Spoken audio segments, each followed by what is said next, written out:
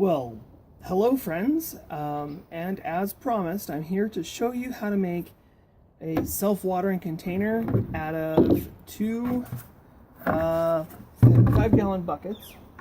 Okay, so you're going to need your 5-gallon bucket, and no, it doesn't have to be a soy sauce bucket. I saw these and I was like, oh dude, that's really kind of cool. And I mean, come on, it says soy sauce. I might just actually leave this and not paint it. I like it. I like it a lot. So you need two of these. Okay. You're also going to need a saw. I choose this style saw, but any type of wood saw or anything that's going to cut the PVC plastic. I think it's. I don't think. Maybe it's not PVC. I think it's Provolene, whatever. Anything to cut the plastic. So you need a saw. And this is easy to do. It's easy. I'll show you that here in a second. You'll need a drill.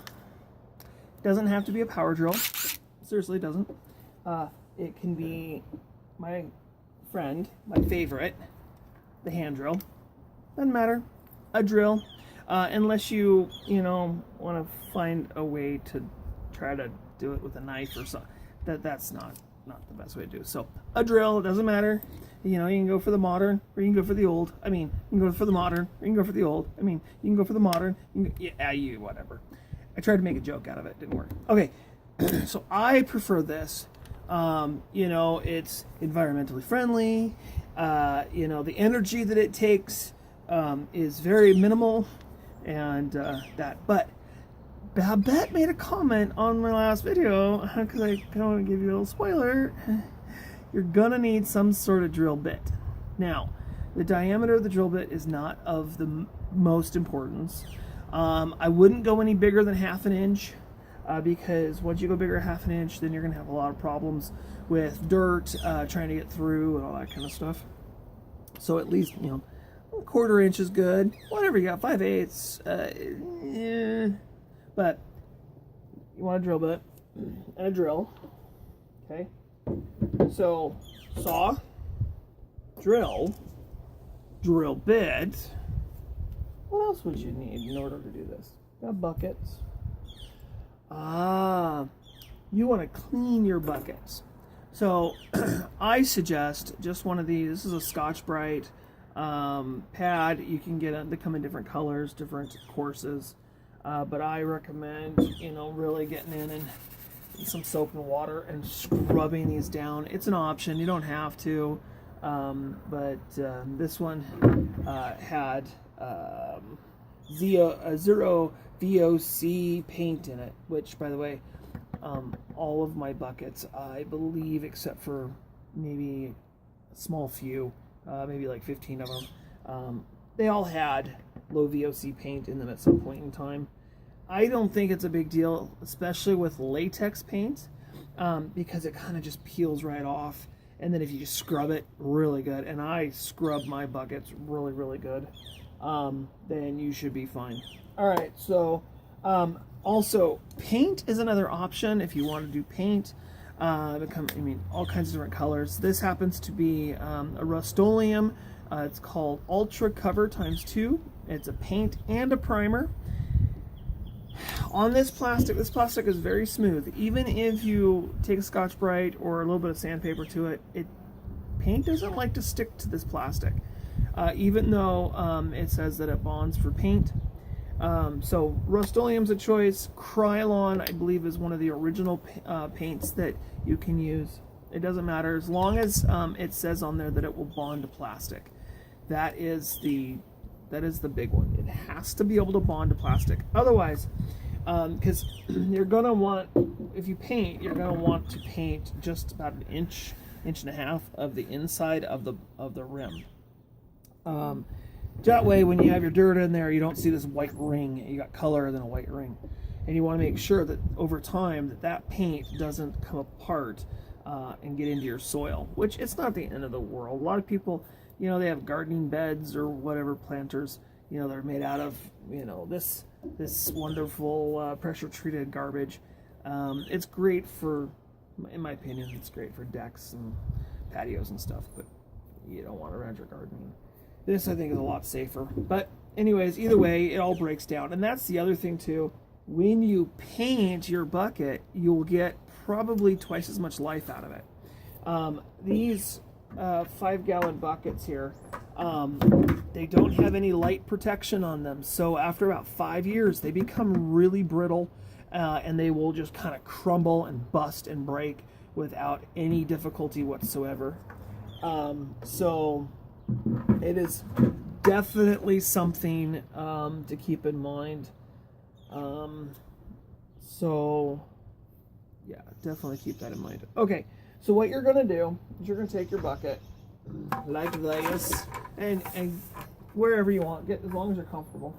And you take your saw, and you're going to cut your bucket. I don't know how well you can see that, but you're going to follow this rim right here, okay?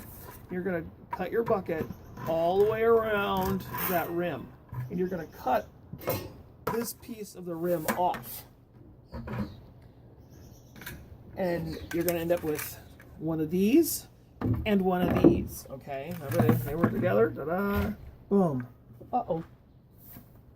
I think there's a Mrs. Crocker behind me. Nope, it's a little dude.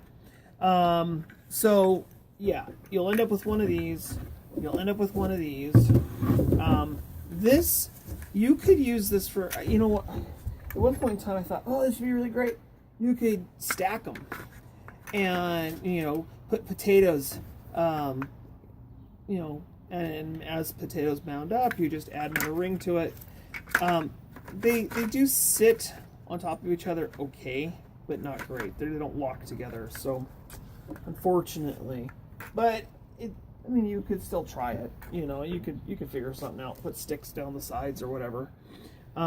So cut the top off and discard the top. You don't need the top anymore for this project. You're going to do that to both of your buckets. This one, I just happened to pick an ugly gray one. I'm not going to see it, so you're going to do that, both your buckets, and then the fun part happens. You're going to take your bottom bucket, your inside bucket, and your inside bucket's going to have holes in it. This is where you're going to use the drill. You're going to drill your holes. It doesn't matter as long as you have holes in your bucket. You can have 4, 5, 20, 80, whatever, it doesn't matter. The number of holes is really up to you. This is where you kind of use your best judgment. I just randomly threw a bunch of holes in there because I want the water to be able to flow freely from this bucket to this bucket and vice versa. So I'm just going to then, after I drill my holes, okay, I'm going to set the gray bucket inside the outside bucket. So this is now the inside bucket. This is the outside bucket. And as you can see, they go together, you know, very loosely. They just kind of fall. When you get to a certain point, about there, that's when things get a little bit fun because they start matching up for the size. Now, the trick to this is not only to put your hands on it and push. Yeah, you're not going to get very far. Yeah, they're together. That's the trick. Is you use your best friend, kinda, your foot. Yeah, this is where it gets fun. So you take your bare foot, you stand up, excuse the shot, and then you put your foot inside and you stand up on it, trying to put your pressure on the outside edges. Ta-da! Ta-da! It ain't going down. Ah, wait. That's right. I forgot. That's the way it was last time, too. It didn't go down. Because the buckets are both the same size. So, that's how you do it. Now, the other thing you can do,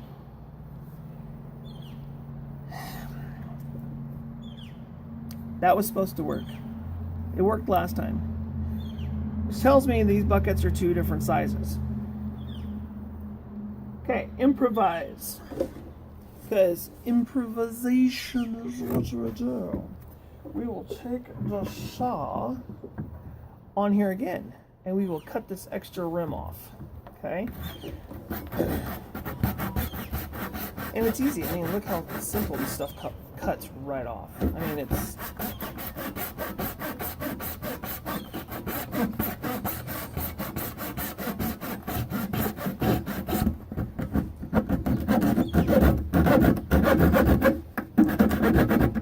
Hold on a second.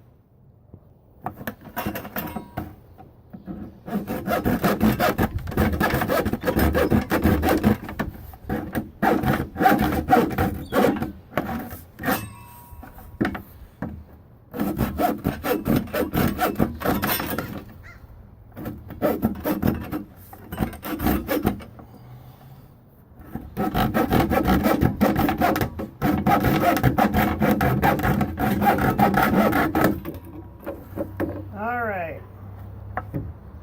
Now, ta-da! Now you have this ring. Okay, so as I was cutting that, I was thinking to myself, I totally should not have cut the lip off both the buckets. Only the outside bucket. Inside bucket, I should have left the ring on, because what that would do is it would give this little bit of a lip to this bucket, which would help lock this bucket into this bucket and hold them together, because it would have that lip on the inside. So lesson learned. Don't cut the top off of both your buckets. So when you have your potatoes, you can put the ring down, put your potatoes in, and then you take this piece with this little extra brand, and it goes down over it, and then it would lock itself in place. Okay. See? Not everybody's perfect. I'm telling you. I'm definitely not perfect. And that's part of the fun of it too, is making a mistake and learning from your mistake, and then you never forget your mistake. So, all right. Now, the bucket. I got the gray bucket on the inside, the white bucket on the outside, and now I'm going to take my foot and I'm going to stomp on it a little harder, because I want the gray bucket to go down just a little bit past the white bucket. So, there we go. Okay. Give it a little bit of the weight. Okay. So now, as you can see, the gray bucket is below the white bucket just a little, and that's perfect. That's all you need. That way you don't have that extra lip and it doesn't look all funny. So there is the self-watering container like this. Okay. The next step is you need a drainage hole. And the reason I wait until I get the inside bucket in place is so I know where to drill my draining hole. Now, here's where it gets fun. If you have a modern style drill, you can put it inside the bucket and drill a hole down at the bottom. So what you're going for is a hole at the bottom of your bucket. And as flush with the bottom as you can, because what that's going to do is, well, maybe a little bit above bottom. The water is going to be just there on the top, and it'll wick itself up. Also, dirt's going to fall down into the holes, and over time, the very bottom of the bucket will have a lot of dirt in it, and that'll hold the water, and then it'll help transfer the water up into the top part of the bucket. The other thing that I've seen people do with these self-wicking is the middle hole, they drill a little bit bigger, and they'll put a tube sock or some sort of old piece of cloth, like a t-shirt or something, and they'll knot the bottom of it underneath, and then they knot the top of it, put that together, and then you can put dirt on top of that. And I've seen people do that too. So there's a few different tweaks and things you can do. My suggestion is have fun with it. Do a couple of different varieties, and try to play with it and figure it out. If you find that something you did works or you like it, share it with us here on YouTube. Make your own YouTube channel on how to make a self-watering container out of a 5-gallon bucket. I would be really interested to see how that works. So what I'm going to do now is I am going to drill me a hole. I want to do it in the white area here. So I'm going to drill my hole. Now I kind of know about where it is because the shape of the bucket changes just a little bit. All right. Now I'm going to pin my bucket between the wall. Quit checking out my butt. All right. Let's see if I missed. It's thicker plastic, so it's going to take a little bit of extra time here. A little pressure on it. There we go. There we go. All right, through the white. Now we're touching the gray, and we're in. Perfect. Okay. And let's see. Ta-da! Look at that. I drilled it perfectly. That's so awesome. Okay, so then now there's a hole. That's what I was looking for. Trim off some of this little excess slack here. Slag. All right. I'll show you. The hole in the bucket is perfectly, I don't know if you can see that, perfectly at the bottom of the, I can see my finger sticking through it, perfectly at the bottom of the bucket there, right where it needs to be. So, that is a complete self-watering bucket. All right, y'all, have yourselves a fantastic rest of your day. I do not want to put in the room. And we'll see you all next time. So, tell me what you think. Good idea, bad idea? Yes, I showed you a mistake and I left it in. I could have edited that out, but I didn't. So, go ahead and show us what you have done. And then there's other things too that you could do. Like, you know, if you really wanted to, you could put a pipe down the side of it and, you know, to fill water into the bottom.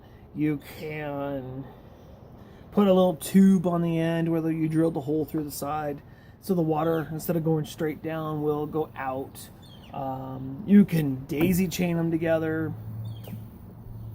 You can do a lot. But this is it. This is all I'm going to do. And in order to water this, I'm just going to water it like I would a normal pot. Any extra water, just going to go right out the side. Pretty easy. Pretty simple. So, all right. Well, y'all have yourselves a fantastic rest of your day. Wait, I think I thought I said that. I did. And I'll see y'all next time. Bye for now. On another note, just really quick, I love y'all. Toodles.